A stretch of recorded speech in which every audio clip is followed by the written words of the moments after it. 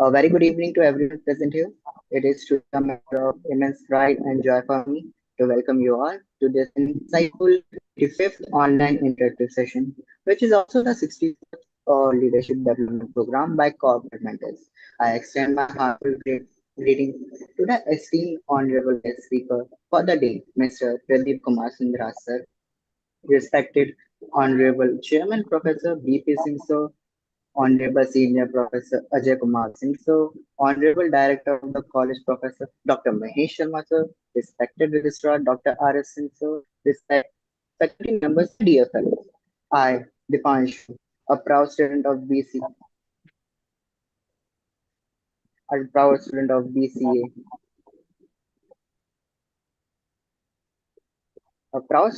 BCA, batch 2025-29 at DSPSR, feel deeply honored to stand before you today. DSPSR has always been committed to academic excellence, industry integration, and holistic student development.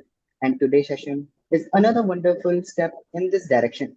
To commence this session on an auspicious note, let us now take part in the symbolic ritual of lighting the virtual lamp.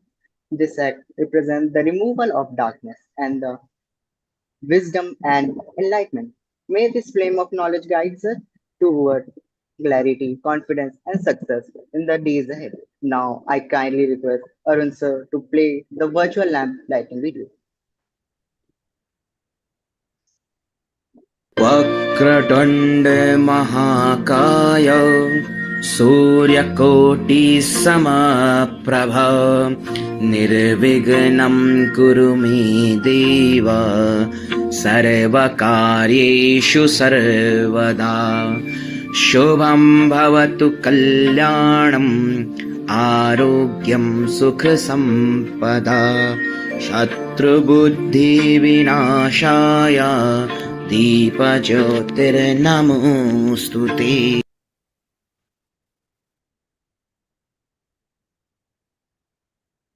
It is a great honor to welcome distinguished speaker for today, Mr. Pradeepkumar Sundarraj sir, the founder of Kelvin6k, a robotic and sustainable construction company that is realizing how we will. So, holds a direct doctorate in mechanical engineering and has previously worked with global renowned organizations such as German Aerospace Center and the National Renewable Energy Laboratory, USA. At Kelvin 6K, Sir is pioneering concrete 3D printing technology to make construction faster, cheaper, and greener, delivering sustainable houses in half the time while saving at least 30% on material and labor costs.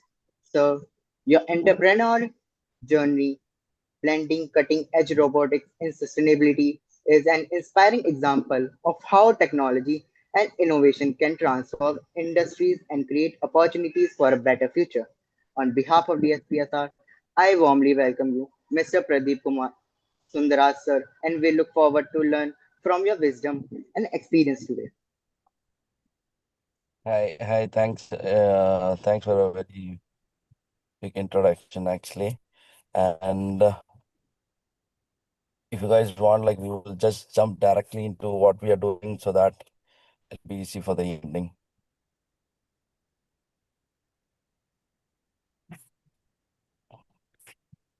Shall I? You will introduce the moderator also, I think. Yes, sir. We are equally privileged to have our moderator today, Mr. Shivang Chaudhary, a dedicated BA student, batch 2023 to 26 at DSPSR.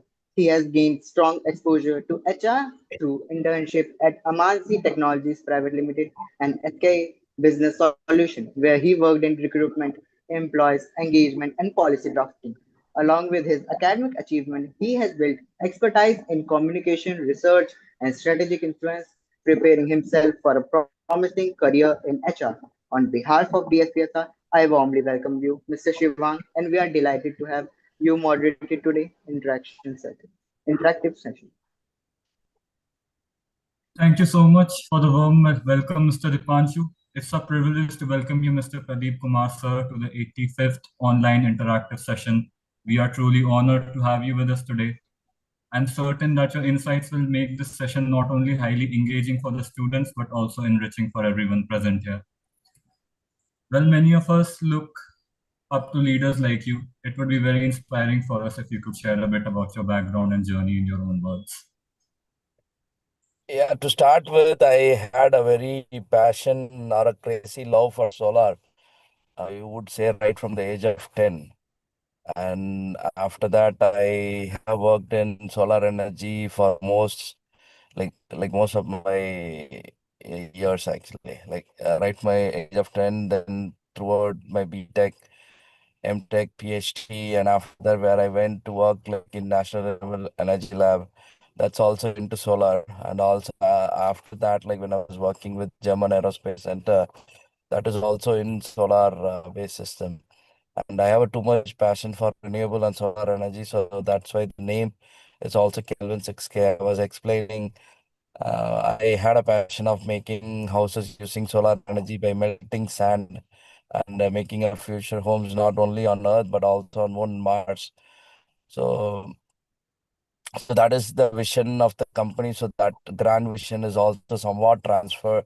Everyone is like intrigued by the name Kelvin6k, so that is somewhat transferred to the name as well as the company's vision of making future homes sustainable actually.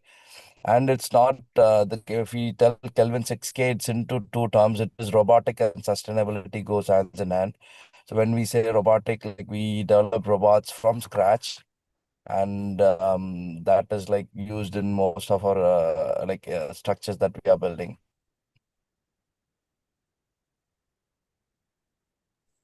So yeah, Shivang, you want to Thank like you, Pradeep. with Thank you.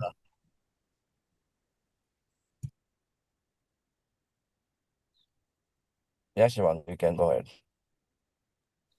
Thank you, sir. Mhm. Thank you, Pradeep, sir.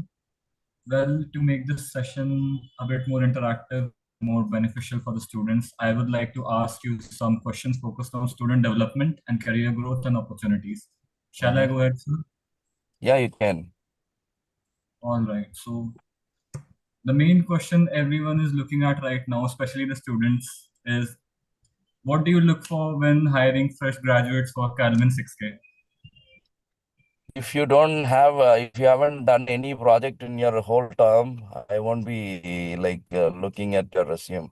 I don't even like, I have hired like very, in a different manner. I just look at their resume and I didn't look for like any taglines of any university. So when I was like right in many cases. So when I just like see their resume and if they have done any projects in their past.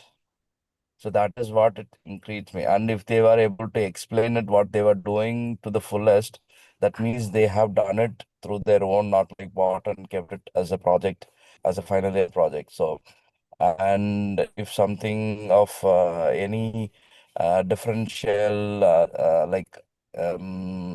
differentiation factor is like once you have some project and once you have some coding or like whatever it's like extra apart from your studies, that is what I mainly look at.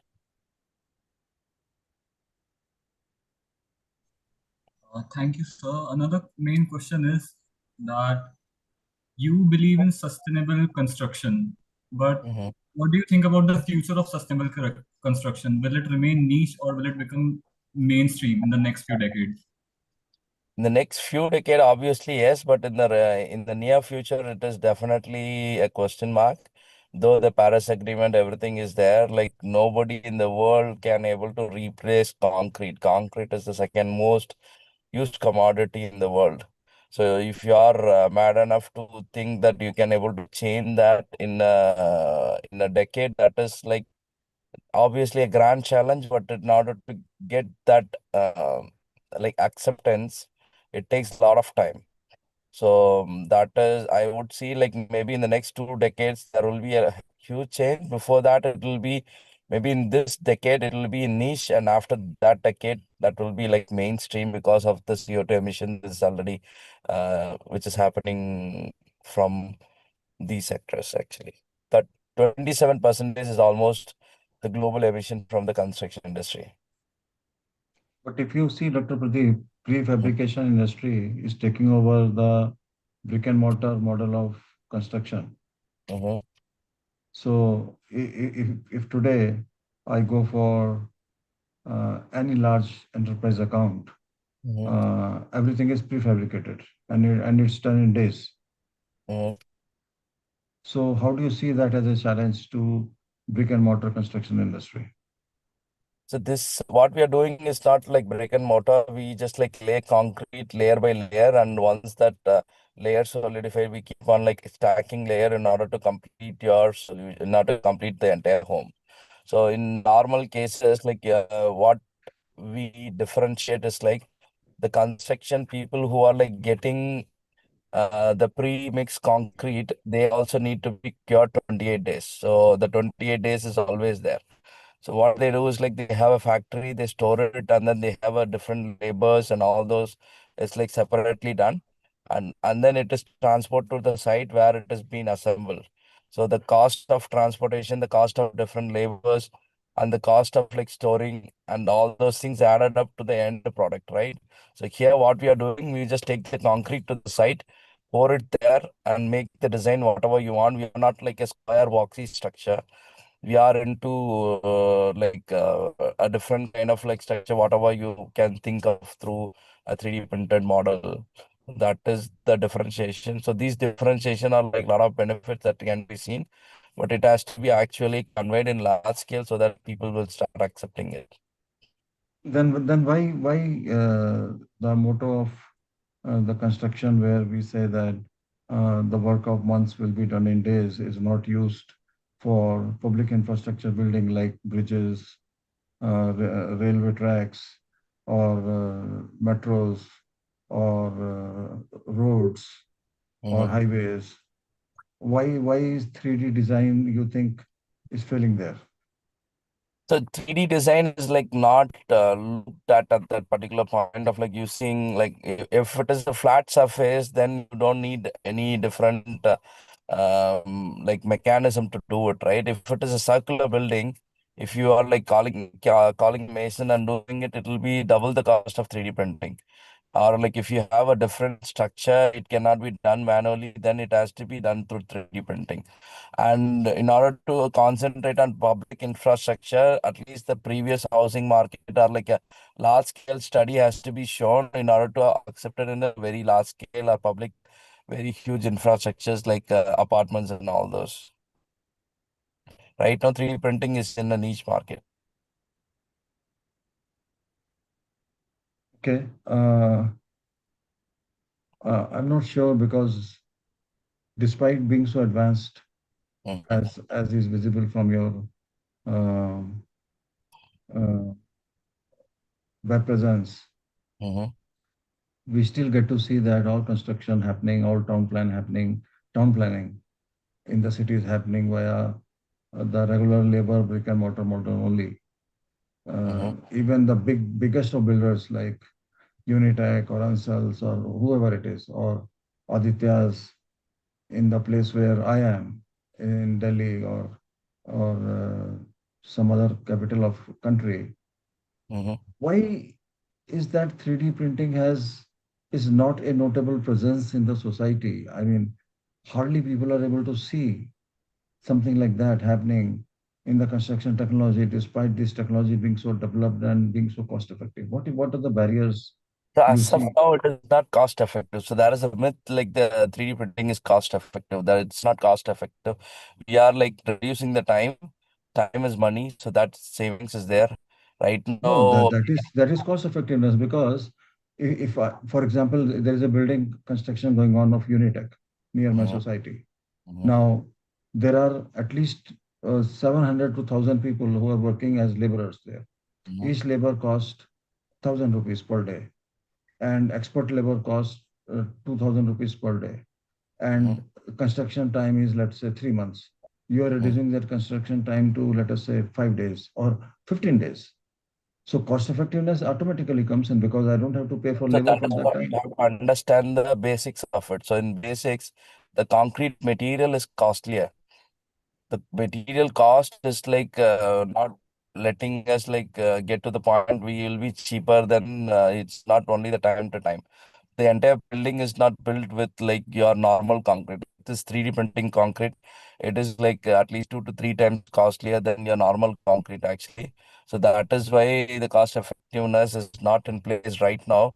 But it is we are right now on par with the current system. If your LNT is building at 2,350, then we will also be building at 2,350 if it is large scale. So then in other cases, what happens in order to see it at a large scale, you need to have multiple projects to be done and shown. Then we have already have this much projects completed and successful. So then only you will be able to get like a breakthrough in doing a bigger projects. So having like a few projects done, then it will not be able to. We can able to show pilot projects, right? So that is why we are like targeting on completing a bigger project in this financial year, so that the visibility of 3D printing will be much larger than what it could be right now. Okay. Shivang, over to you. Thank you, sir. So, sir, I just wanted to ask that what inspired you to move from aerospace and renewable energy to construction industry? So the inspiration is like I want to be renewable. So construction is the most polluting factor, right? Like if you just look at like which is the highest polluting numbers, it is like construction. So that is why I targeted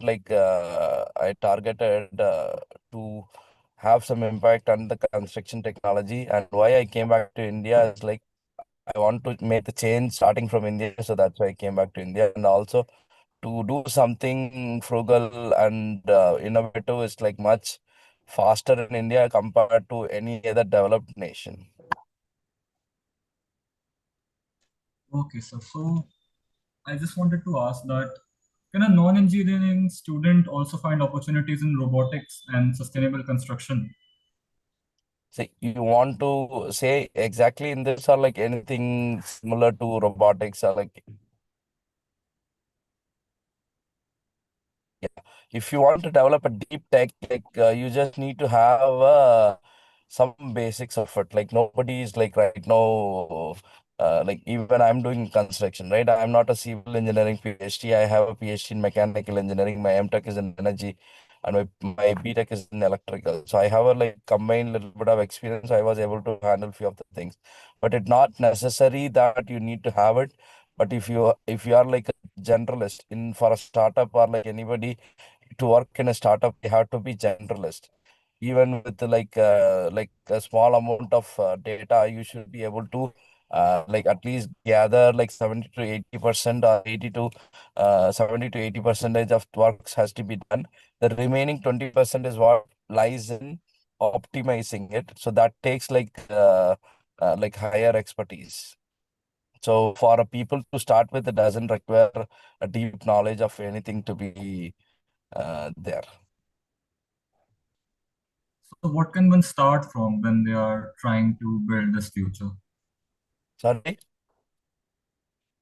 So, what are the skills that one can start from and what they can learn in the beginning in order to achieve this In the future? beginning, what they have to do, I would like go the way around. First of all, they have to identify their interest. So zeroth step is like identify your interest. So that is like the startup is not for everyone. Everyone thinks like startup is great, and you will come on Shark Tank. You'll like get like a lot of fundings and lot of investors is lined up to give you funding. So that is the case. But after you get the funding, you have to work, and then you have to like chew like what it couldn't be chewed. Sometimes you have to chew the rock also, and it's very hard path, and then it is like sometimes feels you have to make like hard decisions. So it's not for everyone. So not to start with, don't look into anything. You just identify your interest that you can work for your lifetime or next 5 years at least, without getting bored, without getting proper success, without getting recognition from people who you wanted to, but still you feel happy of doing it. That is the first point. Then after that, when you identify that, then there is a step. You just go and start. Step one will be like, just keep some name of your company. Just identify, just keep some name. Then you feel more connected. Then it comes like build very crude way. You don't look for perfection. Perfection is the enemy of startup. Just even if it is working 80%, you just start it and then make it work. Then you just make it perfect. If you have a prototype and everything, and if you have a crude prototype and it has to be within a week, and it has to be within a month. So that is the speed that we have to look at. You cannot like extend it, and you cannot like spend crores of money to do something.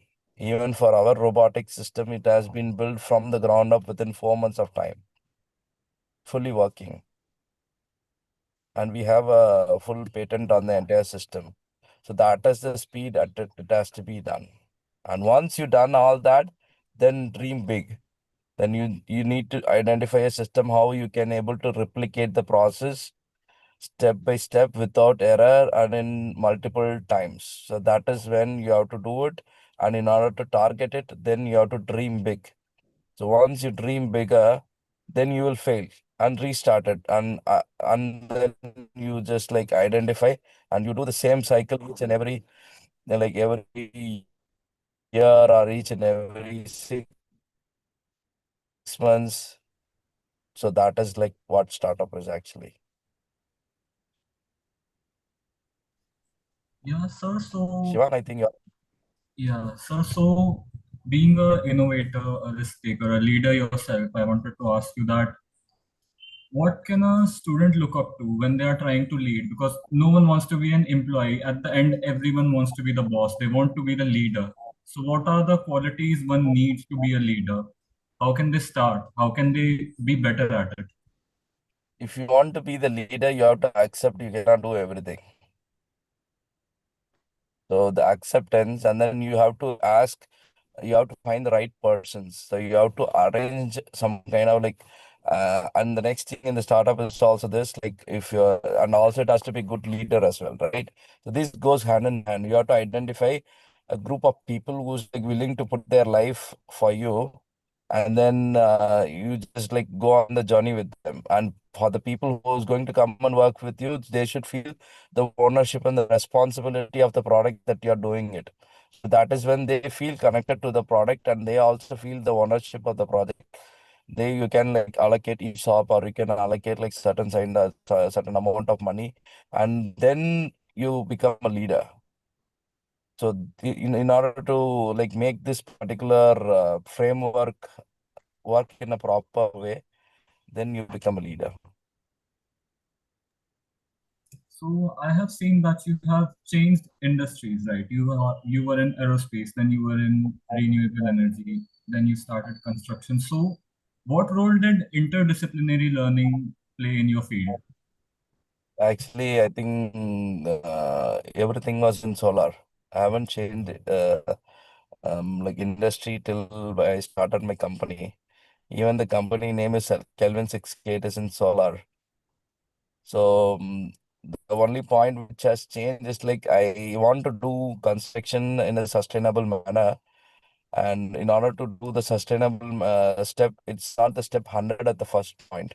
People have taught me that. So that is when I pivoted to a more acceptable, sustainable way. That is like, let's say, the step 10th or the step 15th. Then you can introduce like more sustainable steps towards the consumer. So the consumer is also not ready.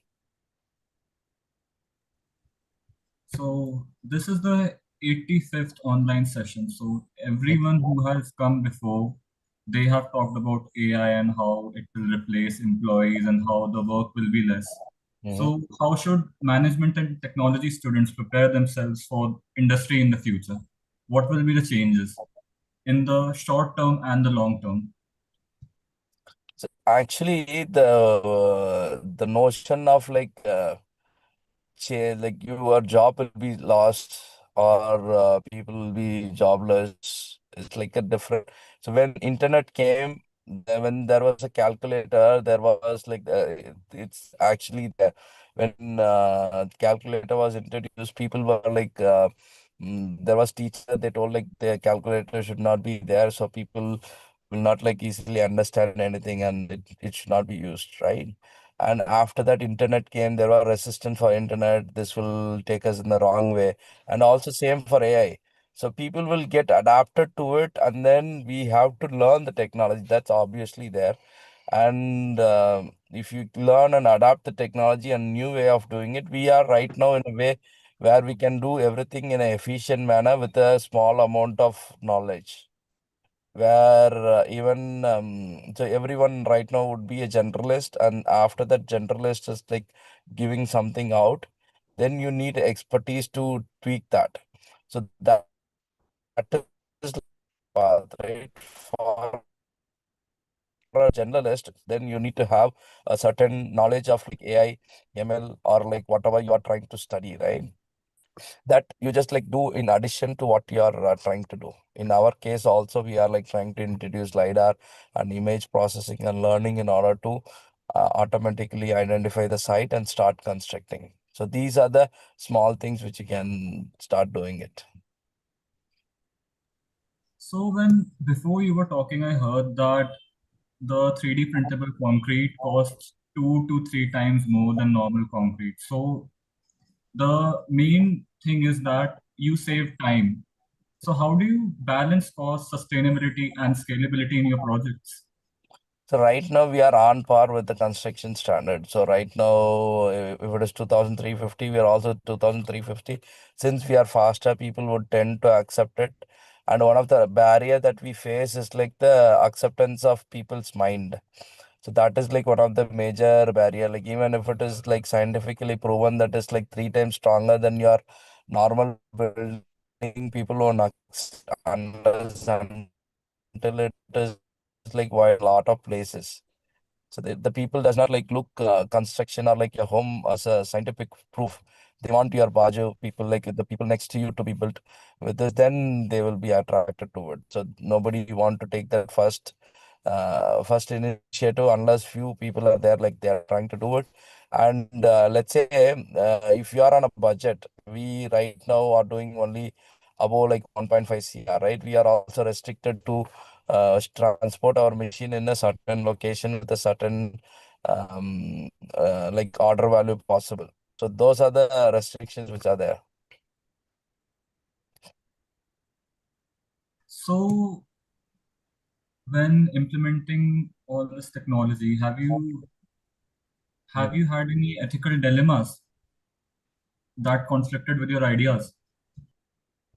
Like I don't think so. There is no ethical dilemma in my like entire thing. I was like very much sure, even from the beginning, this would be the game-changing factor, because once you show the efficiency, then people would not go back to the previous way of doing it. So once you have WhatsApp, you won't go to your old message and then you do message, right? In WhatsApp, you can do message, you can do photo sharing, you can do right now payments also. Right now, you can do calling, video calling, everything at one place, and that is more efficient way of doing it.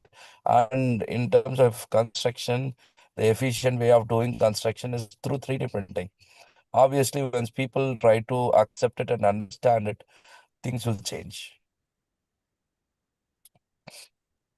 So what challenges did you face before when you just started your business while doing robotic construction? And do people have the same mindset now? What about your clients? Do they think the same way, or do they trust you more with the process? In the initial beginning, it was very tough. Like, yeah, like in the initial, in the sense, like before even starting the company, or like how, what exactly you mean, Shivang? Shivang, can you repeat that question? Yeah, I was saying that did you had any problems you faced when you started your company while doing robotic constructions? How did your clients reacted to it? And is the mindset same now that it was before? When it was the initial case, it was like not utilized it in large places. So that time it was little bit difficult to convince people. We ourselves are not having done any projects, right? We just had the robot, and immediately I thought like, okay, we should develop prototypes. So after that, we have done a circular building. It's also the India's first on-site 3D printed building. So comparatively, people have done like offsite and assembled it like a prefab. So 3D printing plus prefab, it's not a proper on-site building, right? So that will not give you cost benefit. So we thought of like doing it on-site 3D printed building and made the system very efficient. So in the initial period, it was difficult to convince a client without because like since we didn't have anything for us to show. Once we started building these kind of like iconic projects, the Asia's first building which we have done for Sridhar Membu of Zoho, and this is like entirely cement-free structure, and we have developed things for Indian Air Force Tamram. Once we show those projects, that becomes like a validation for us actually, and it becomes very easy to for people to get convinced since your Indian government is like believing you, and also like multiple billion-dollar corporation is believing you, then they don't have any like hesitation to believe. So we do not know about the government policy that plays in supporting this. So can you tell us about that? Government like that is one of the positive thing. Government has right now opened a tender, especially to promote this technology. We ourselves are getting like multiple tender because of that. They are asking the government sector, like the military engineering services especially, to quote some of the building to be 3D printed. And maybe in the future policy, they would try to tend like certain percentage of things has to be 3D printer. And the Chennai government has like proposed 81 bus stop to be 3D printed, and we are the one who are executing that 81 bus stops actually. So the government support is like very phenomenal. That sounds amazing.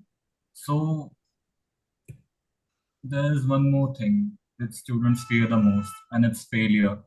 Because a lot of capital is on their line, their parents' hopes, their own confidence. So can you tell us about uncertainty and failure? How do you manage it?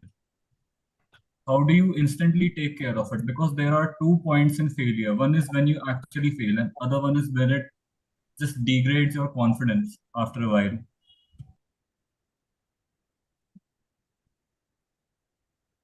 How we can like so failure is like when you accept failure, then only you can be a failure. So there are like two ways of thinking it. Like let's say there can be difficult times that you can call it, and there can be down times as you tell. I won't consider failure as in like the product is not working in terms of like when we go to a exhibition or like promo and it stopped working and it doesn't like count as failure. So failure is something like when you accept it, then it becomes a failure. So that is like one case. And in terms of like being persistent, I think that we have to be persistent enough, and that is why I was telling you from the beginning, you have to identify your interest, whether it will wake you up tomorrow morning to go to your office, even if nothing happens, right? So that is like the motivation factor you need to keep. There are like few cases like I have pledged my like my wife's jewels and it has been used in the company, and there are like places where we have utilized my personal savings, and you should be like open enough to put in like your 100% towards what you're doing, then only you will be successful. You cannot be like what they say is like one leg here and one leg there. You have to put your both legs in. I don't think like failure is a thing to be afraid of. So do you think India can lead sustainable housing, or will it continue to follow global trends? And what was your main thing for following Calvin 6K? What made you start it? So that rounds back to the same thing, right? Like I want to make construction more sustainable, and I thought like India would be the starting point. Why India is a starting point? If you go to Germany, you cannot like alter certain places. In India, construction is happening throughout. If I just like open up my camera and show you behind, there is construction going on. So it's that's and if you go to Germany, you won't be even able to see a lot of places like where it is getting constructed, and there are a few places which is kept as like a cultural spot, not to be modified. And when you come back to India, you just like see every street has a construction thing going on, and there are like a lot of things which are getting developed, and we have a large population. And even if you just capture 1% of it, like you'll be a very big business, right? So that is why I chose India to start it. And there are a few people who are like very much keen in construction tech, sustainable technology. But when the cost also go hand in hand with that, right now we are charging concrete based system at like 2350, and in terms of like sustainable based system at 3350, it's 1,000 rupees extra. And let's say you have some modification or something, it can go up to 4350. So that is the case. So cost, when the cost is like put down to the percentage where it can be of normal cases, then it will be adapted way faster in any other country compared to the world. Any advice you would want to give future entrepreneurs who want to open high-tech industries, but they lack resources? You start. If you have a laptop, there is nothing to stop you. That is the resources you need. You cold email like at least 100 people every day.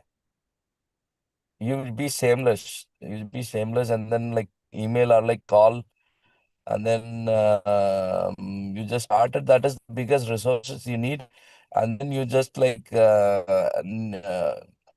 you just need to have the self confidence to start. You just started, then it will automatically happen. Any lesson you have from your older line, your German aerospace, Hmm. and how does it guide you today? So the one thing which it was like very helpful when I was in German Aerospace Center is like the industry oriented research. In India, research is like very much deviated from what it is required for the industry or what it is required for the general community, right? Like research is like done just for the paper publication or just to satisfy some norm so that you get a degree. So when you go to such kind of institutions, they tie up with the industry and they do actually what makes an impact. Then I identified like in order to make an impact, then you can be an entrepreneur. That's not the best way to do it, right? So those industry oriented research like helped me like gain confidence. The confidence is the only thing which will be growing when you're like gaining experience. So that is what it changed over the year. Yeah, so I just wanted to ask, where did you first saw robotic construction, and did you ever see yourself being the founder of Kelvin 6K, or did you have something else in mind? So I want to do something like solar based, and I had too much interest in 3D printing. So that is when I first saw this solar based 3D printing in German Aerospace Center, I was too much intrigued by it. How we can able to use concentrated sunlight to melt sand, and when you see it with your own eye, you anybody in the world will be like very much interested or at least curious to know what it is. That is like very obvious thing. I am a guy with this like very much curious about like tech and all those. So it was like obvious right time at the right place, and it like inspired me to do things what I'm doing, and the sustainability mind of mine put both things together for Earth, and that's how it was like done. What was your biggest career risk till now? Nothing. I would say this Kelvin 6k, even somebody will tell like they like you have left a very high paying job and you are like starting your own entrepreneurship journey and it is very uncertain. I would say that is the risk you want to take in order to be. I'm like very happy. So I'm like not getting like I'm like running a bigger corporation, but I'm not getting paid at the level of um, I would be like working in a big research institute or a company. But I'm very happy that like in the future I foresee I can be much more in terms of economically and in terms of like intellectually and in terms of what I can provide to the society as well. That kind of confidence, if you have, then the growth will happen automatically.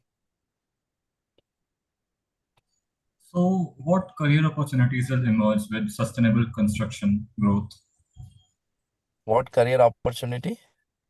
So, what career opportunities will emerge with the growth of sustainable construction? I think whatever there is like in the construction, it will be like switched towards sustainable construction technology. Material science and chemistry would slightly be far much utilized in this kind of sustainable construction and also automation of material mixing. These two things will be there exactly. Maybe if we just like identify some automatic part where if you just like put in this is the material that you are going to use, then it automatically mix and give it out, then any labor can able to use it, right? So that and the materials has to be new in order to beat world's best material concrete, then you have to come with the better material than that. So that is the two basic thing, material science, automation of like mixing. These has to go hand in hand. And that is the engineering part as well. What smaller and related industries do you think are benefiting from sustainable construction? Smaller industry, in terms of sustainable construction, actually, I would say like I don't know anything in top of my mind right now. But in terms of robotics, let's say if you are a small company, then you can buy a smaller version of it and start utilizing it like wherever your small construction of like a sentry post or like a toilet blocks or pillars of like bus stops has to be done. Those can be utilized by smaller companies like that. In terms of sustainability, smaller companies, it would take a little bit more time for them to get that niche opened up. So, what does India need to have large scale 3D printing construction? Um Policies, government policies mainly. Though already is there, if it is like mandated, let's say Dubai is having 30% of its housing to be 3D printed as a mandate, and if India is also following the same, then it will be in large scale mandates from the governments. What are some global opportunities for Indian students in green technology and robotics? So you are asking about like for your student or for general Indian students? Mainly for R, but it will be better if you say it as a whole, because this is being recorded and many students will see it from different backgrounds. Okay. So in terms of Germany, there is like a website called as DAD, and they can like go there. It's a DAD website. They provide scholarship, and there is a similar website. It's also in US. And when you identify the country, then you can go to in India it is DST, right? You can go and select the position which are open right now. India is also giving some similar kind of position which is like opening, and then in kind of big research institution and all those. So those are the websites that they can utilize and then search the opportunity there. But DAD has like very good acceptance rate for Indians.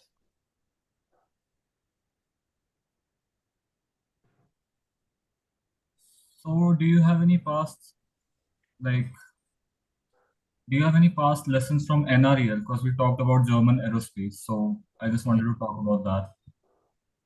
There it was a little bit, I would say European way of working is like, I'm not like saying it as like a whole, but like the one where I was working, German aerospace was like more of a freestyle. They will give you more space in the National Renewable Energy Lab. It is like a competitive environment kind of a thing where you would see your colleague as like a competitor. So there, the way of work is slightly different than here. Here, people are always like helping, and there in NREL, if you are in such an environment, it is better. What you can do is like you try to get indulge or like we try to get away from that and then switch over things. That is like one possibility. And in terms of like whatever the work which we can able to learn from that particular space, we should learn it and then you come. Really, that is very interesting because generally I have heard the reverse because people say okay, when we go to another country, people are really helpful, and when we are in India working, then the environment is too competitive and it's not helpful at all. No, no, I'm just comparing Europe with US. European way of style of working is like very, very European style of living is different than like US style of living. It is like a competitive environment actually. When you compare that with India, it's totally different. Then India is more competitive. Really, then I guess that's good for us then. So, one more personal question. If your childhood self saw you today, would they be happy? Would they see you as successful? Uh, like I had a vision of like being completing my research at the age of 10. A lot of people like takes like in order to identify that like, they take a little bit of more time, but I was very, very clear in what I want. In age of 10, I want to do solar. I did solar, I haven't deviated from it. And after that, I want to do PhD when I was in 10th. Then I did my PhD. I want to work in like the world's best institute. I worked it. And I want to open a company when I was like even like eighth or like eighth standard something. I was like trying to be in that path right now. I want to print in Moon and Mars by 2030, let's say. That is like possible. All right, finally, sir, Mm-hmm. if you were in our place today as a student, Mm-hmm. what are the three things you would start doing immediately to succeed in life? I won't, you mean, I won't, if you're a student, like, why you want to be succeeded immediately? Just like first of all, try different things.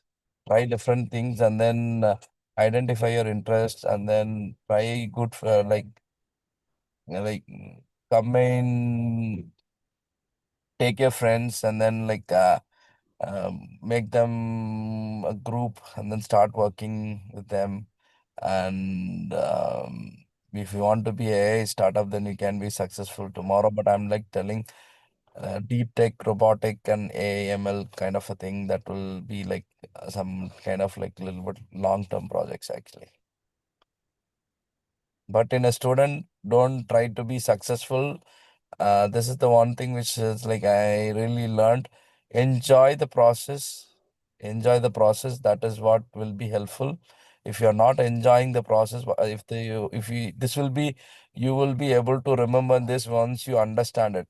So this understanding takes a little bit of time.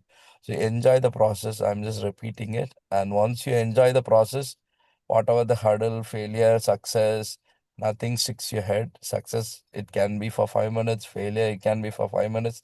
Next day, go back to work, start doing the works you want.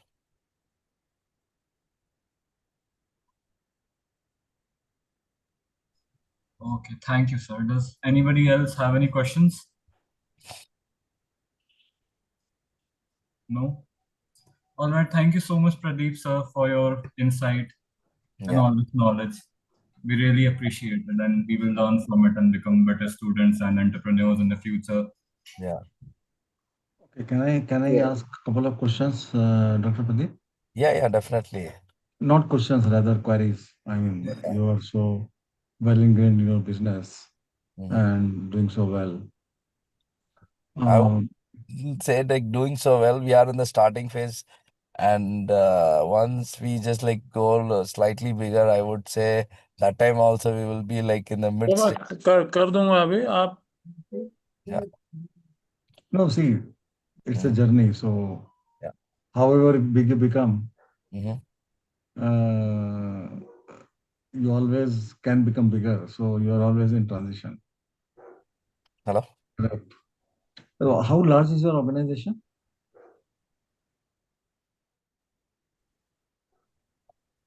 Hello. I asked, how large is I your could like it got organization? disconnected, and Can you hear me? right now we have like 15 members.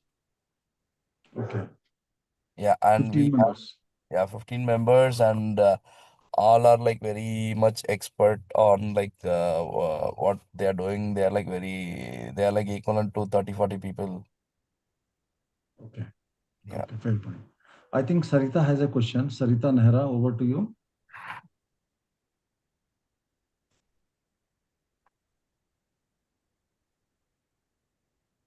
Hello, Sarita.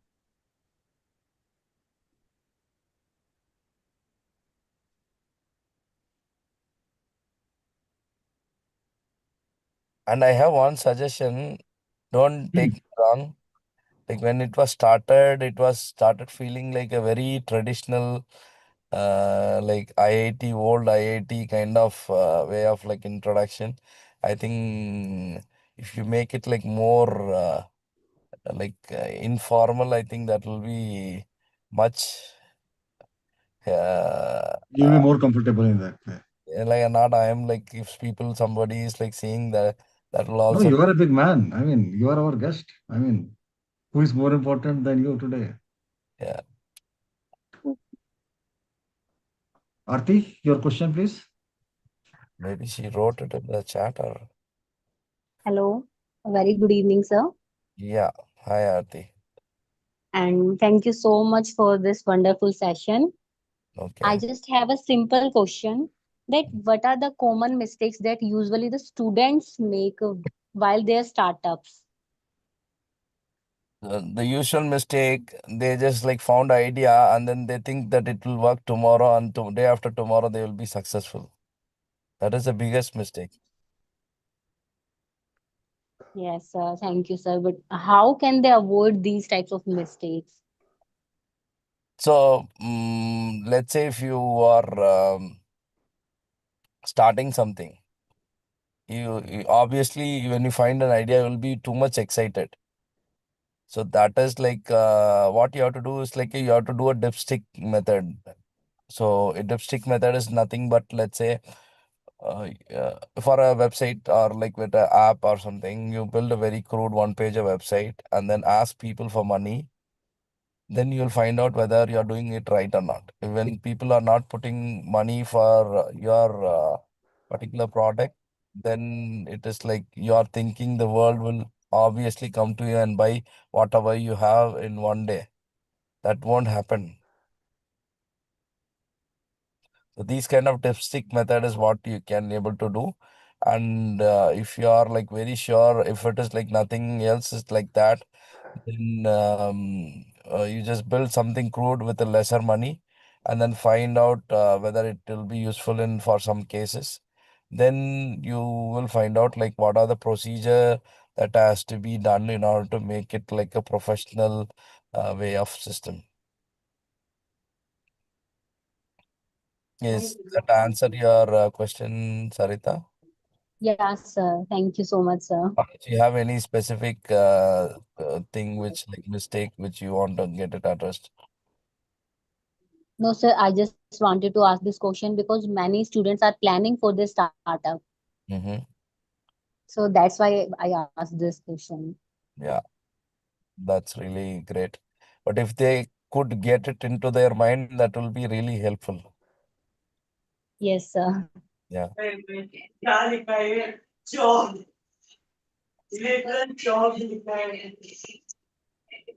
Good evening, sir. Yeah. Sir, I also want to ask a question from you. Sir, your session was extremely good. We learned so many things. Mhm. So, my question is, how can technology be leveraged to address sustainability challenges? So when you introduce technology, then it becomes like easier. So if for my case, like if you do construction in a normal manner and if you put sustainability tag to it, cost will increase. But when you put technology, the timing is reduced, and then the technology is helping us to promote slightly better than your normal traditional way. So that is where technology helps us in taking these kind of sustainable materials to the market. Your name is Prince Agarwal, right? Okay. So exactly, I will tell you how. Our material is like our machine is like material bind. We will like come to you, and then we don't force you to take sustainable system, but we will put in as like a material where it says like this is X amount, this is this much cost, this is X amount, this is sustainable, and this is like even stronger than concrete, cement based concrete, and the cost is slightly increased, but it has like your house can withstand like 10,000 years if its steel is not used.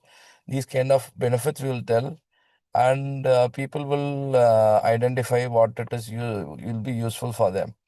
In our cases, like mostly people who are like slightly oriented towards sustainability, they start choosing sustainable systems because of the technology, and it becomes like we can able to cut the mind barrier in that particular point because technology is used in the right manner. Okay, thank you so much, sir. Thank you. Thank you. Thanks for telling that like the session was so good and wonderful, but I don't know how much you have like really Yes, helped you. yes. So, Yeah, Dipanshu. yeah, so shall we start, shall I start some Yes, words? Dipanshu, you can deliver the vote of Uh, thanks. I Now I don't really, think so that thank you, Dipanshu, participants have more questions. thank you, thank you, I really want thank you. to don't want to have this like formal vote of thanks. I'm really happy being there, and I'm just like thankful. And is there But any we are question? sincerely, si- Thank you so much, but we sir, are for sincerely being want to here. thank you, sir. Yeah, Yes, sir. We are truly grateful for your presence, sir. yeah, thank you We so are much. truly grateful for that. Thank you. I'm like seeing. On behalf of Mhm, yes, sir. So on behalf of DSPSR, mhm. I sincerely thank you, so for sharing your time and knowledge with us. And I also thank Mr. Shivang Chaudhary for moderating the session so greatly. My gratitude also goes to our respected dignitaries, faculty members, and my fellow students. Thank you all and have a wonderful evening ahead. Yeah, Shivang, I have a question. Did you prepare the question by yourself, or like how did you do it? So just a few questions were given by the teachers. They gave Mhm. me what they wanted to ask you, but most of the questions I made up myself with the conversation as it went on. Yeah, it's really good. Thank you, sir. Thank you. Means a lot coming from you. This is also my first posting. No, Shivang, it looks like you have hosted at least like 5 to 6 or like I didn't like yeah. only once I hosted right now because Komal ma'am told me to.